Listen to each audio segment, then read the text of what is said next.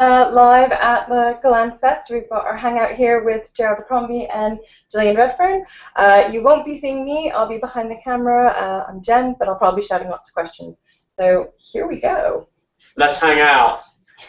Do you want to give us a little more of an introduction? Oh, sorry. To who? To me? Just to the world in general. Well, the world in general is a planet is called Earth. It spins about the sun at a fast speed, as I understand it. We're here to talk about stuff. Talk about how awesome you are. How awesome I am, my Pretty favourite much. subject.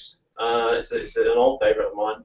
Yeah. I can discuss it for hours and hours at a time. There's no need to play only a moment with you, is there? No. When it comes to how awesome you are. Absolutely. My awesomnity. Awesomity is the noun that I Joe, like. and his awesomity, I hope someone is ready to send in a question about what exactly awesomity entails, because I'd hate to ask that and preempt someone on Twitter. I have the answer if you need it. We will be checking Twitter, so if you want to tweet us with your questions, Yeah. and you Okay. haven't Yeah. already, the hashtag is @Gollancz, so tweet.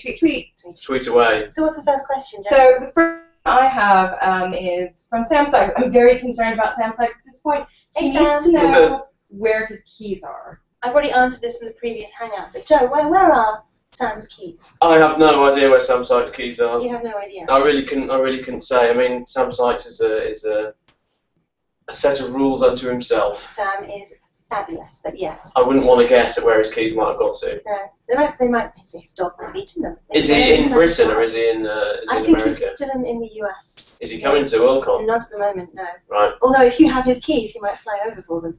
Well, no, sadly I don't have them. No? No. That's such a good opportunity. I know. I'm sorry. It's a shame. It is a shame. It Yeah. is a shame. Do you think we want another question, or we're just going to keep going about Sam? We can talk more about the keys. I don't know. It's up to you, really. I want to talk kind of keys. I think it's car keys or house keys that are lost. Tell him that his keys are probably with his talent.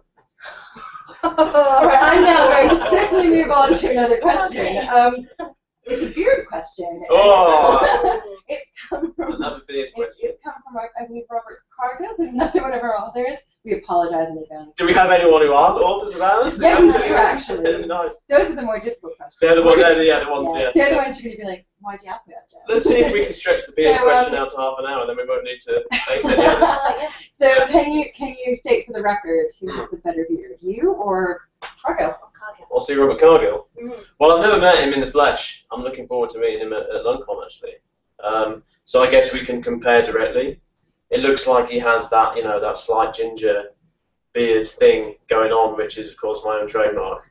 I feel he's jumped on the bandwagon with that one a little bit. Really, the originator is the one who's got to be admired for their innovation, their originality. You say that, but how old is your beard? My beard is pretty old. It's probably How old? it's nearly 20 years old now. Oh, I mean, 20, and that's all you managed to grow in 20 years. Well, I mean, I've clipped it a couple of times. Oh, okay. This isn't the entire growth. No, it would be a little 20 longer. Years, just a little bit longer. They did an interview with me in the States, and the light was above, and it shone down, and the shadow of my jaw made it look like I had an enormous beard, like Karl Marx. Fantastic. Didn't actually look that great. Did it not? No.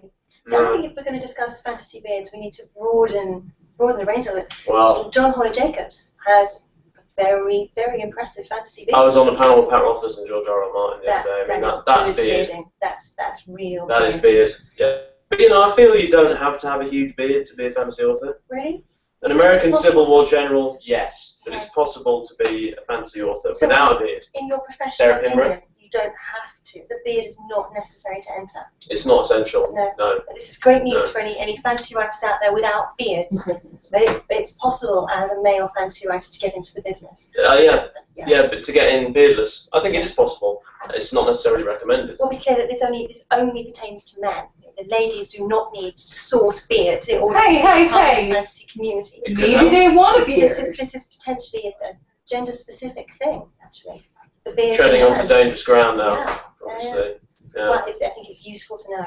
Mm. Useful to know. So, any other sort of facial hair we should discuss? Well, here's moustaches. They're worth a quick The conversation. soul patch, the merits of the soul patch, is that a conversation? No, I'm moving you on. Okay, let's go. You've bammed enough on beards. All right, fair dues. The next question I have did not come from one of our authors. Ooh. Is it an author of another publisher? No, we're just moving on. It's Okay. not from an author. I've actually sourced it from the public. Oh. If you could live in the world of any of your published books, which would it be? Why? Any of my books? Yeah. We can let's go your books and then we'll expand to other authors' books. Well, I mean, the world of my books is not a particularly pleasant world. I wouldn't want to live in the world. I wouldn't want to live there. No. They have no soft toilet paper. They have no frappuccinos. They have nothing nice that happens to anyone really at They any have, point. instead of frappuccinos, they have horror. Yeah. So it's not a world I'd want to live in, particularly. It's a world where the second one of the characters manages to get a nice quiet hotel room to themselves, another character swings down from above and smashes through the window. Smashes through the window? Smashes through the window. You wouldn't want that. It's not peaceful. It's like having Sam Sykes smash through your window in the middle of the night. Demanding Where are my keys? Yeah, exactly. Yeah, so I wouldn't want to live in my world. No. No. Well, I mean, your world seems quite nice. The world of being an author. The world of me, well, that's it. I put a lot of. How is the world of being an author? Yeah. You know, it's all right. No, you're complaining. Yeah, you know,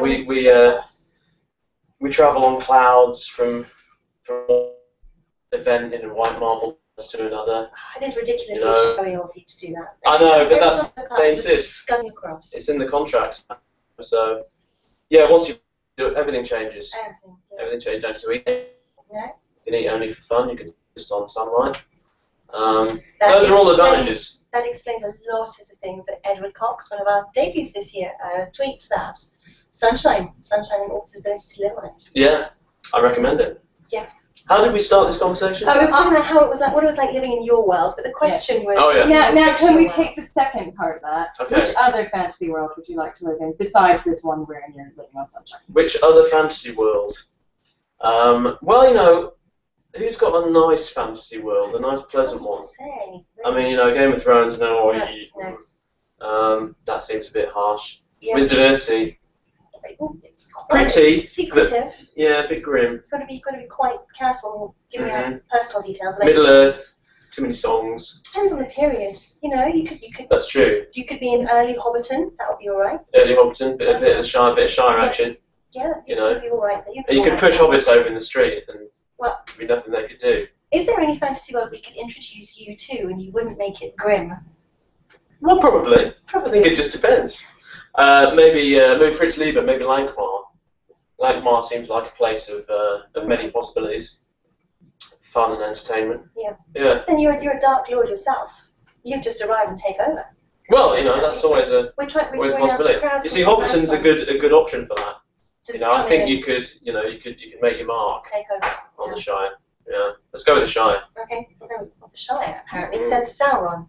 So making it a little bit grimdark for the rest of us. Exactly. I've got another question for you, and again, this is from the public. Will we be seeing Logan Nine Fingers again at any point in the future? Well, I mean, you can always see him again by simply buying another set of the First Law books. So, you know, if you're missing him, I recommend that. Yeah. Just buy them. Reading them is optional, but the buying of them is really the part that is most fulfilling. Certainly for me, if not for you, the readers. Or you could read them again. You could read them again. Yeah. You would get a more direct Logan Nine Things experience. Yeah. I mean, as far as coming back to the characters, I mean, I try and sort of push onwards generally and move to new point of view characters because I think it's easy to kind of stick with the same characters and to work with the same stuff, but it's important to try and kind of try new things and test yourself and try and expand and grow as a writer.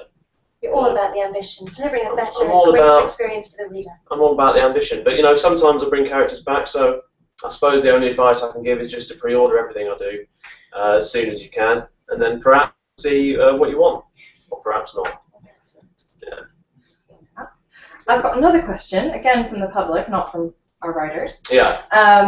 Will we be seeing a grimdark picture book at any point in time? And my question is that something we should be seeing?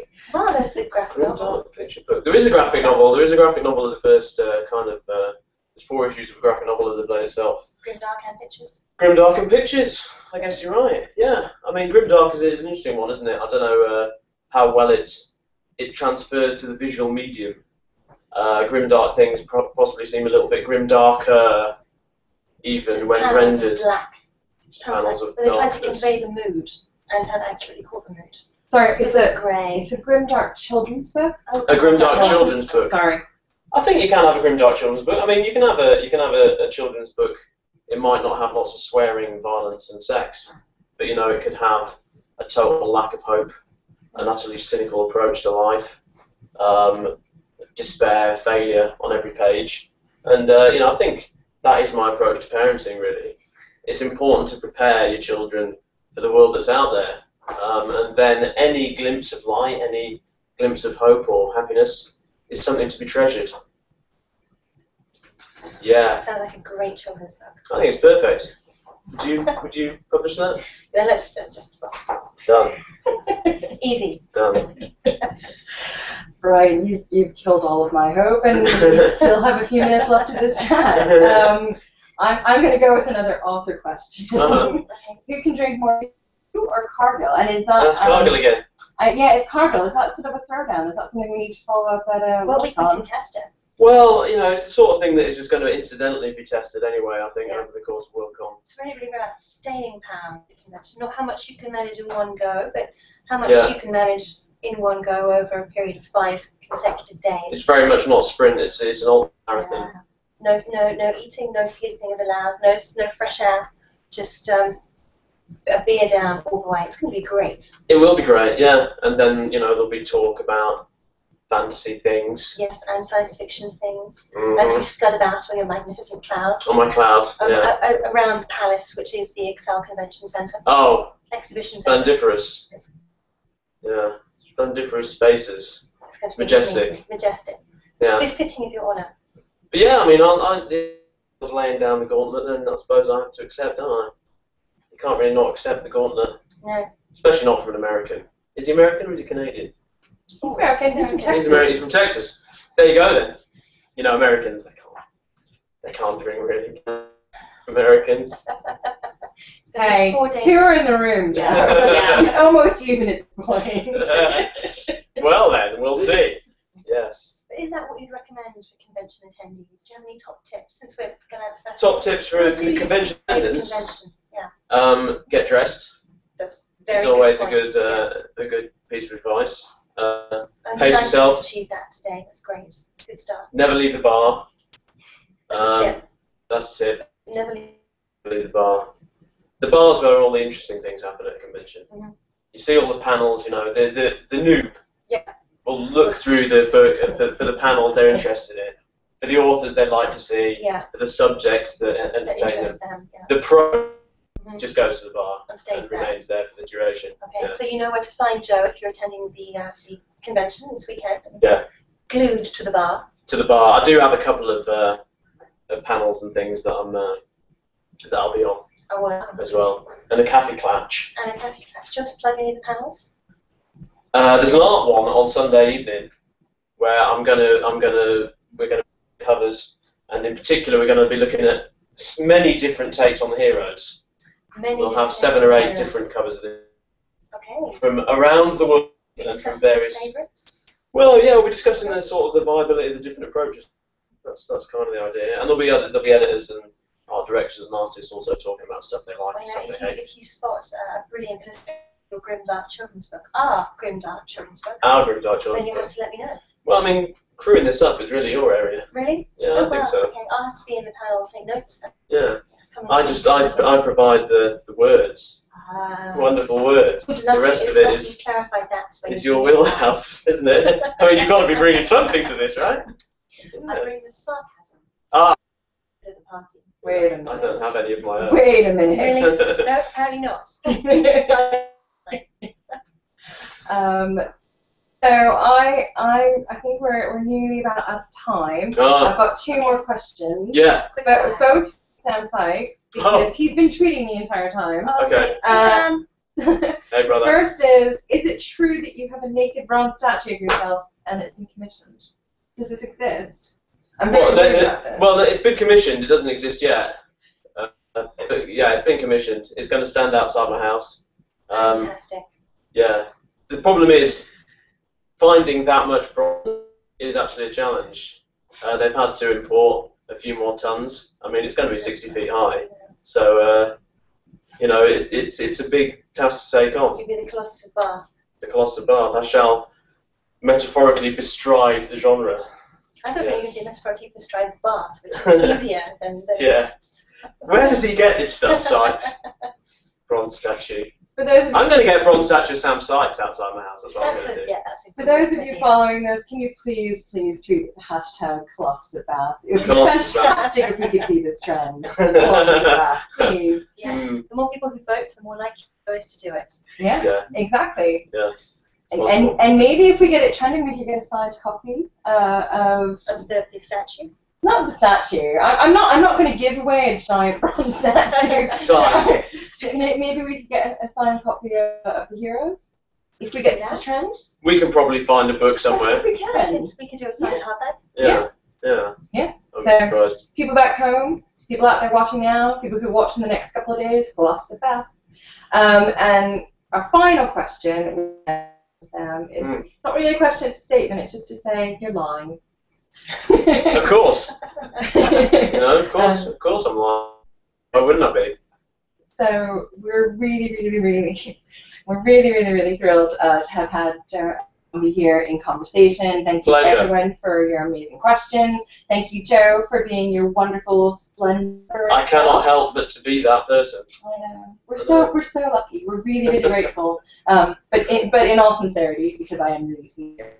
Grateful, and we thank you for being a part of this. Pleasure to be here. And for Gillian, who's been a fantastic interviewer. Not to mention editor. And editor. She's all right at that as well. And Gollancz overlord, because she is my Gollancz overlord. And I'd like to just take a minute to thank people who you can't see who are on camera. There's Alex Pro, who has been your technical person and made sure this hasn't crashed halfway, because it probably would have. There's Marissa Hussey, who's our digital marketing director, who has been here and has been part of the festival and making sure everything goes exactly to plan. There's Hannah Atkinson, who's been on Facebook and social media, and there's Fountain, who's been tweeting this live because I think he is going to get the Colossus Bath. Yeah, please, guys. Nice. Trending. So thank you, everyone. And to you, thank you. And to you, and to Jennifer. Yeah, absolutely. And to you. See you soon.